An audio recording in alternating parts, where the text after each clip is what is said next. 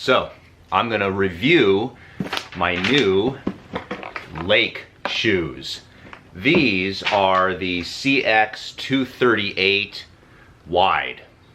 And so far, I'm going to cut to the chase. I love them, but I'm going to tell you why. I'm going to tell you about the sizing, what I went through, where I bought them, and really a comparison to my Shimano shoes, which I think I've had for, gosh, it's got to be 5, 6, 7 years, something like that, and what the differences are. So let's get into it. First thing is, let's talk about the sizing of the shoe. I made a big mistake. I measured my foot and there's some confusion and I don't understand this. So what you do is I would wait till the end of the day, because your feet actually swell by the end of the day from having gravity and all your body weight on your feet all day long. Your feet will actually grow, or actually they'll just stretch out. The bones won't grow. So what I did was I took a measurement here and I measured and I just did a tracing of my foot.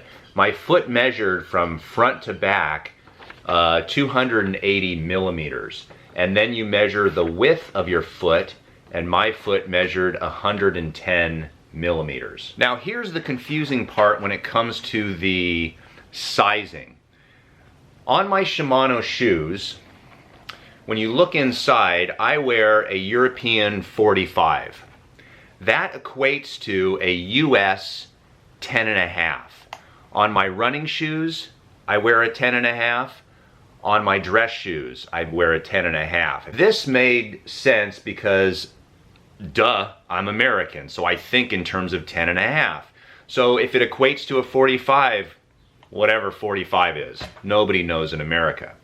So the sizing chart on the box here, look at it with me. A 10.5 is actually, according to Lake, a 43.5 European. And that didn't make sense to me, because if you look at the sizing, and by the way, when you measure your foot like this, Lake recommends on their website to add another 5 millimeters. So my measurement would be 285. Well, if you look at 285 and where that would fall, it would fall under a 45 European size.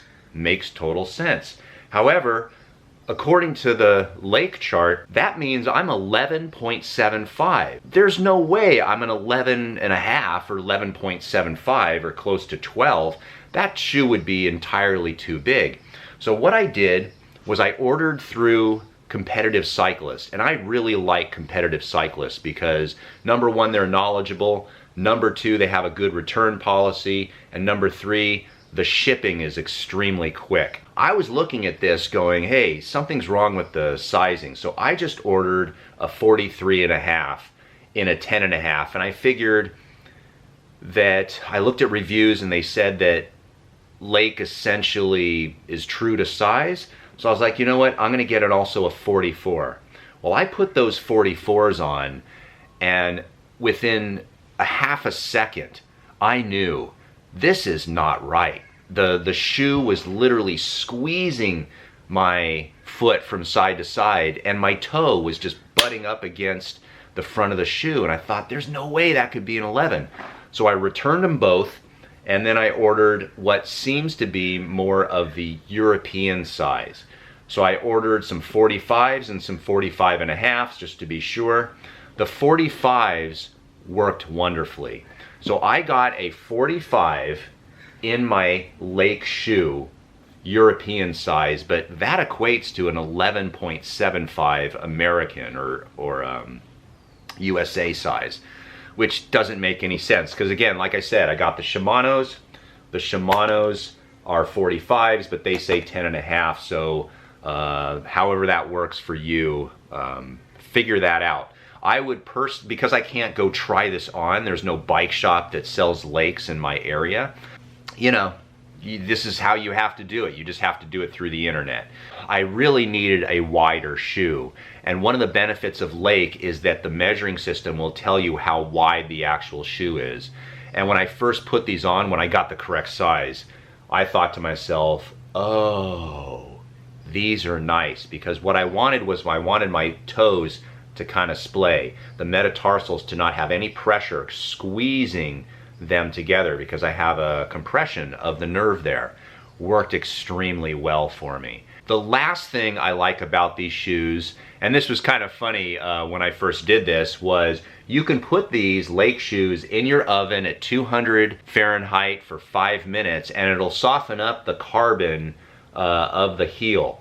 And what happens is you take it out of the oven, put your foot in, ratchet this down, and then squeeze the heel to conform to your heel. Because with a wide shoe, it's also likely going to be wide in the heel. So you squeeze these together to get that nice and tight in the heel.